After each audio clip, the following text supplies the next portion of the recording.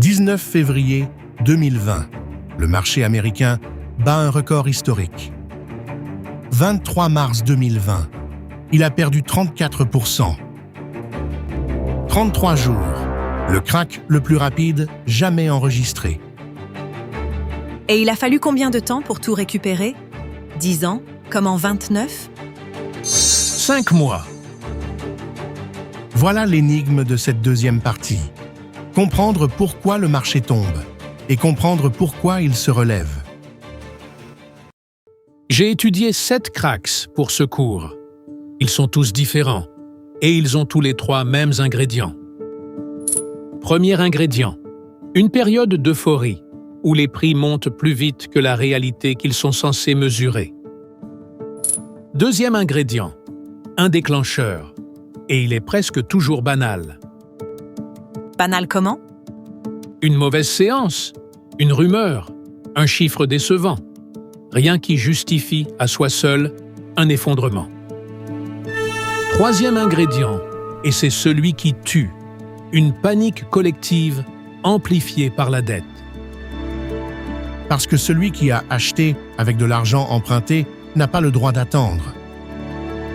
Il doit vendre, tout de suite, et sa vente fait baisser le prix, ce qui oblige le suivant à vendre. L'euphorie, le déclencheur, le levier, garde ces 3 mots. Ils vont revenir 7 fois. Reprenons 1929 et regardons uniquement la mécanique. Tu as $100. Tu empruntes $900 à ton courtier. Tu achètes $1000 d'actions. Le marché monte de 10%. Tes actions valent 1100. Tu rembourses tes 900. Il te reste 200. J'ai doublé mon argent alors que le marché n'a bougé que de 10%. Voilà pourquoi tout le monde le faisait. Maintenant, baisse de 10%.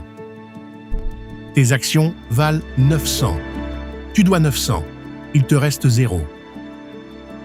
Et si ça baisse de 20%, tu ne perds pas ton argent. Tu dois de l'argent. C'est ce qu'on appelle l'appel de marge. Le courtier réclame son dû, et il le réclame en liquide, dans la journée. Alors tu vends. Tu n'as pas le choix. Et ta vente fait baisser le marché pour le voisin. Le levier ne crée pas la baisse. Il transforme une baisse en effondrement. Lundi 19 octobre 1987. En une seule séance, le Dow Jones perd 22,6%. C'est, encore aujourd'hui, la pire journée de l'histoire de la bourse américaine. Pire que n'importe quelle journée de 29. Il s'était passé quoi? Une guerre? Une faillite? Rien de tout ça. Des tensions au Moyen-Orient, des chiffres d'inflation moyens, le déclencheur banal dont je t'ai parlé. Mais cette fois, il y avait une nouveauté dans la salle. Des ordinateurs. Les grands fonds avaient acheté un produit qu'on appelait l'assurance de portefeuille. Le principe, un programme informatique qui vend automatiquement quand le marché baisse pour limiter la perte. Ça a l'air très raisonnable, dit comme ça. Pour un fonds tout seul, oui, sauf que tous les fonds avaient le même programme. Le marché baisse un peu. Les machines vendent, la vente fait baisser le marché. Alors, les machines vendent davantage. Une boucle. Une machine qui se mord la queue à la vitesse d'une machine. C'est le premier crack de l'histoire causé, en grande partie, par du code. De ce lundi-là sort une invention que tu ne vois jamais et qui te protège encore. Le coupe-circuit, en anglais, le circuit breaker. Une règle très simple. Si l'indice américain perd 7% dans la journée, toute la bourse s'arrête pendant un quart d'heure. À 13%, elle s'arrête encore. À 20%, on ferme pour la journée. Ça ne change rien aux problèmes de fond, non? Ça change une chose, et une seule. Ça donne du temps. Un quart d'heure sans cotation, c'est un quart d'heure où l'humain reprend la main sur la boucle. Retiens ce mécanisme. En 2020, il se déclenchera 4 fois en 2 semaines. Fin des années 90, Internet arrive et il va tout changer. Sur ce point, d'ailleurs, tout le monde avait parfaitement raison. Le problème n'était pas la technologie. Le problème était le prix. Des entreprises sans chiffre d'affaires, sans clients, parfois sans produits, valaient des milliards. Il suffisait d'ajouter .com à son nom pour que l'action monte. L'exemple le plus célèbre s'appelle Pets.com, un site qui vendait des croquettes par la poste. Ils vendaient à perte parce que le transport coûtait plus cher que la marchandise. Ils ont quand même acheté une publicité au Super Bowl à 1 200 000 $. Ils ont tenu combien de temps?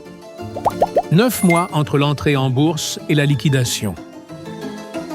Le Nasdaq atteint 5000 points en mars 2000. Il tombera à 1100 en octobre 2002. Moins 78%. Et il lui faudra 15 ans pour retrouver son sommet. Donc la leçon, c'est que la tech, c'était du vent? Surtout pas.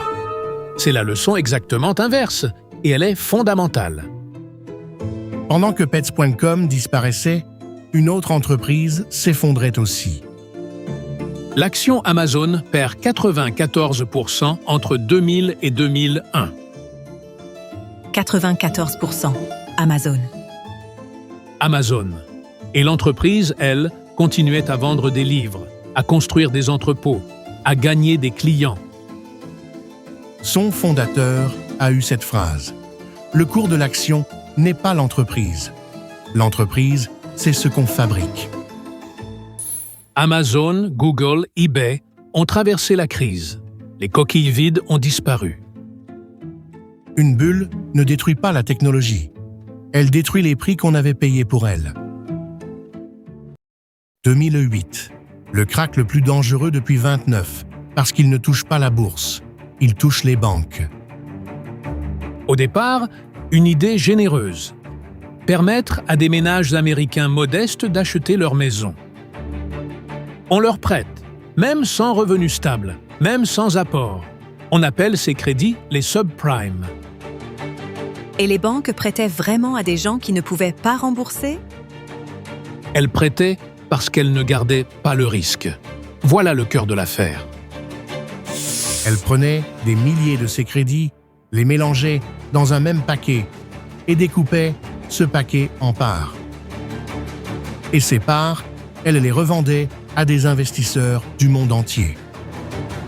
Le mélange était si complexe que les agences de notation lui donnaient la meilleure note possible, AAA. La même note que la dette de l'Allemagne. La même note, sur un paquet de crédits accordés à des gens insolvables. Quand les prix de l'immobilier américain se sont retournés, personne ne savait plus qui détenait quoi. 15 septembre 2008. Lehman Brothers, une banque vieille de 158 ans, dépose le bilan. 613 milliards de dollars de dette. La plus grande faillite de l'histoire des États-Unis. En 48 heures, le système bancaire mondial se fige. Et ça, ce n'est pas une image. Les banques cessent littéralement de se prêter entre elles. Pourquoi? Elles n'avaient plus d'argent? Elles avaient de l'argent. Elles n'avaient plus de confiance. Aucun banquier ne savait si celui d'en face était déjà mort sans le savoir. Le marché américain perd 57%. Les États sauvent les banques avec l'argent des contribuables.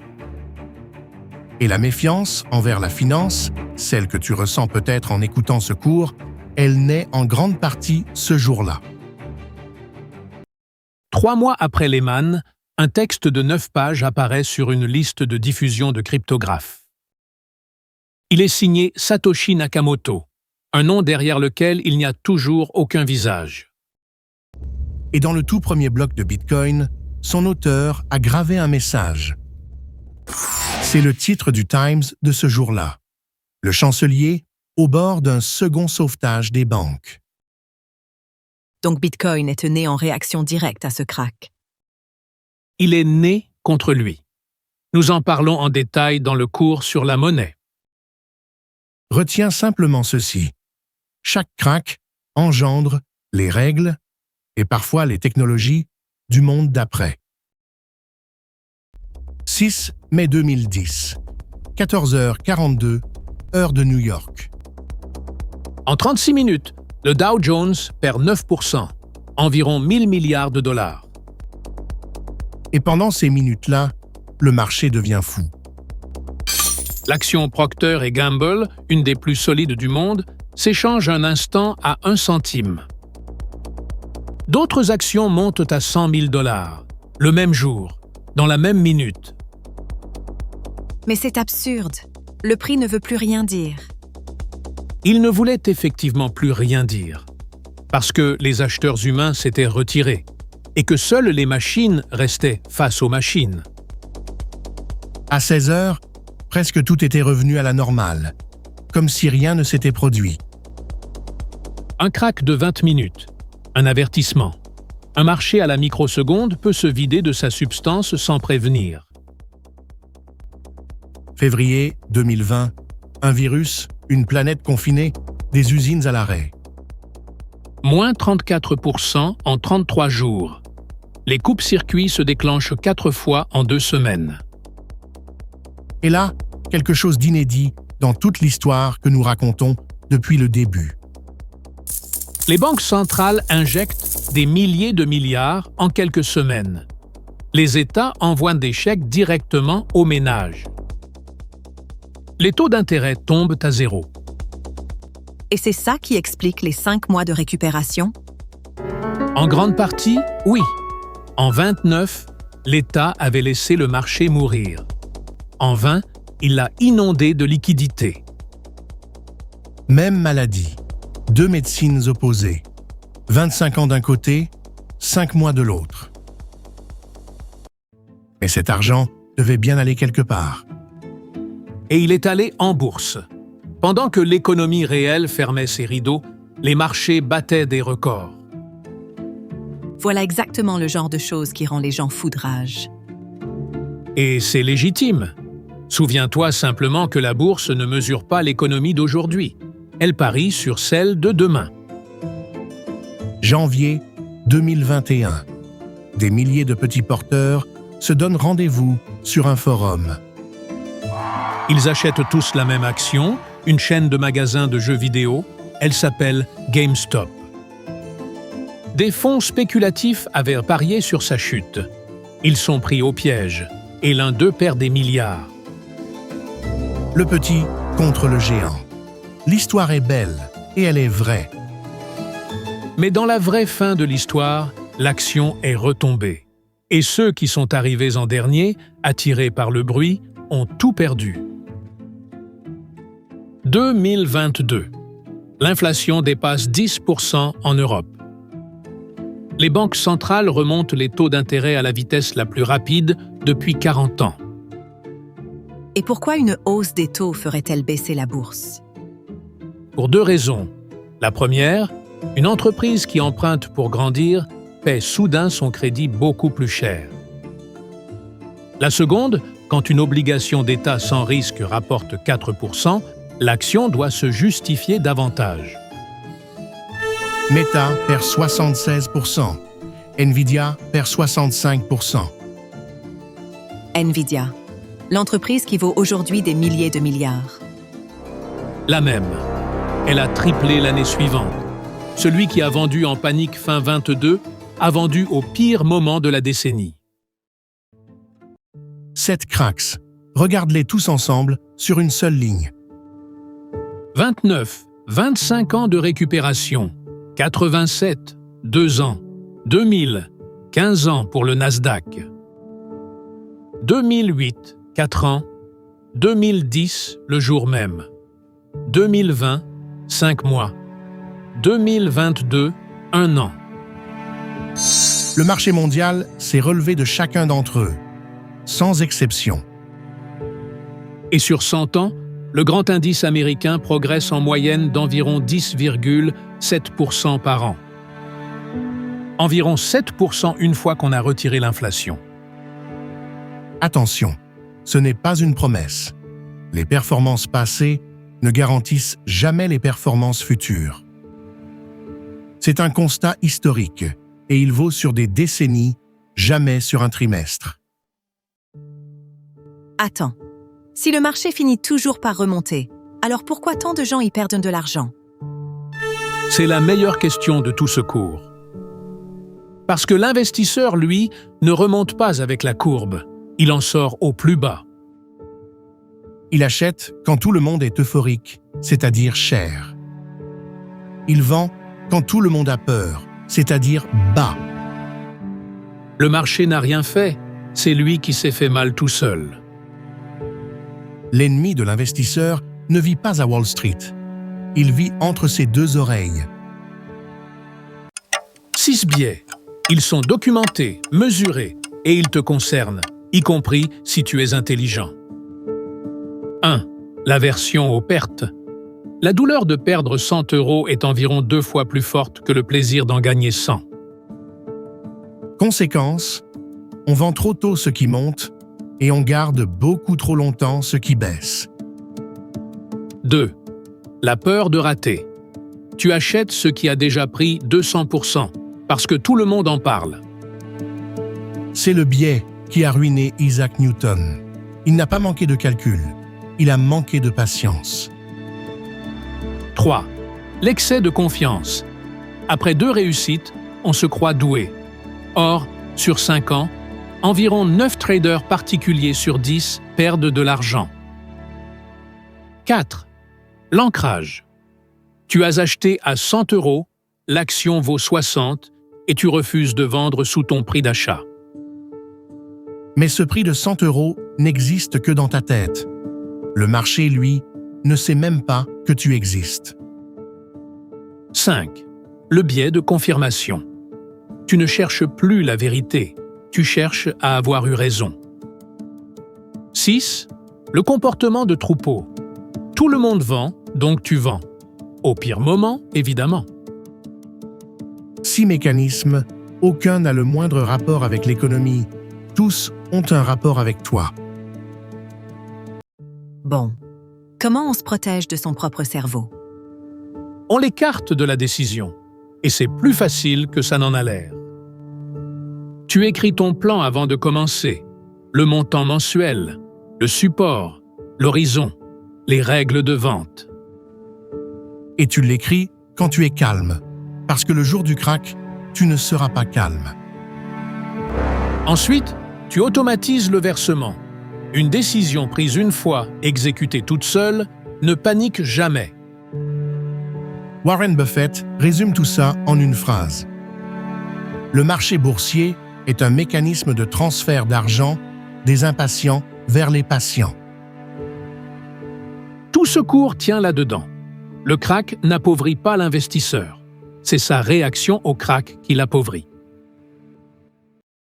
Dans la 3e et dernière partie, on ouvre le capot.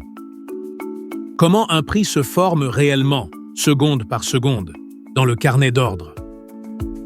Ce que mesure vraiment le CAC 40 et le S&P 500. Qui joue en face de toi? Les banques centrales, les fonds géants, les machines qui traitent à la microseconde. Et nous, là-dedans, on a une chance? Tu as un avantage qu'aucun d'entre eux ne peut acheter. Nous verrons lequel. Crapahu, trace ta voie vers ta sérénité financière.